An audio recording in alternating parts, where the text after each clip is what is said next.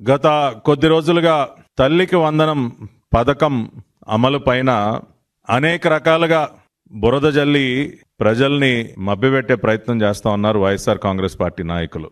స్వయంగా మాజీ ముఖ్యమంత్రి జగన్మోహన్ రెడ్డి ఇచ్చిన మాట ప్రకారం చిత్తశుద్ధితో నిజాయితీగా ఎంతమంది బిడ్డలుంటే అంతమందికి 15,000 రూపాయలు చొప్పున తల్లుల ఖాతాల్లో తల్లికి వందనం పథకం పేరుతో జమ చేస్తాము అని ఏదైతే మాటిచ్చామో ఎన్డీఏ కూటమి పక్షాన ఆనాడు చంద్రబాబు నాయుడు గారు ఇచ్చిన మాటని నిలబెట్టుకుంటూ తల్లికి వందనం పథకం అమలుకి జూన్ 12వ తేదీన గౌరవ రాష్ట్ర ముఖ్యమంత్రి వర్యులు నారా చంద్రబాబు నాయుడు గారు, సంబంధిత శాఖ మంత్రి హెచ్ఆర్డీ మినిస్టర్ అయినటువంటి గౌరవనీయులు నారా లోకేష్ గారు శ్రీకారం చుట్టి దాని అమలుకి ప్రారంభోత్సవం చేస్తే దాదాపుగా 10,090 కోట్ల రూపాయలు విడుదల చేస్తూ 67,27,164 మంది బిడ్డలకి తల్లికి వందనం పథకం అమలయ్యే విధంగా చర్యలు తీసుకుంటే నిస్సిగ్గుగా దానిపైన బురద జల్లుతున్నారు. ఏదో 2,000 రూపాయలు చొప్పున పాఠశాలల అభివృద్ధి కోసం ఏదైతే ప్రభుత్వం ఫండ్ ని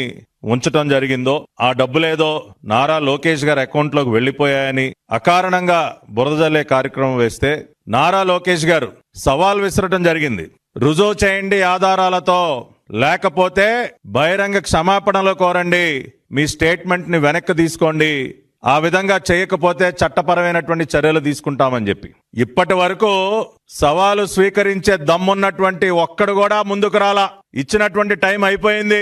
వైసీపీ నాయకులను అడుగుతున్నాం, ఆరోపణ చేసినప్పుడు ఆధారాలు ఉండాలి కదా, ఎందుకు మీరెవ్వరూ కూడా ఏమయ్యా జగన్ రెడ్డి, మా నాయకులు నారా లోకేష్ గారు విసిరినటువంటి సవాల్ని స్వీకరించకుండా ఎక్కడ దాక్కున్నావయ్యా? తాడేపల్లి కొంపలో ఉన్నావా, బెంగళూరు కొంపలో ఉన్నావా, ఇడుపులపాయ కొంపలో ఉన్నావా, ఏ కొంపలో దాక్కున్నావయ్యా? చేతిలో ఒక అవినీతి బురద పత్రిక, బురద చాలన ఉంది కదా అని చెప్పి నీ ఇష్టానుసారం జరుగుతున్నటువంటి మంచి పైన బురద జల్లావు కదా, ఎందుకు స్వీకరించలేకపోయావు సవాల్? ఇప్పుడు సిద్ధంగా ఉండు, తీసుకోబోయేటటువంటి చట్టపరమైనటువంటి చర్యలకి నువ్వు సిద్ధంగా ఉండు మిస్టర్ జగన్ రెడ్డి.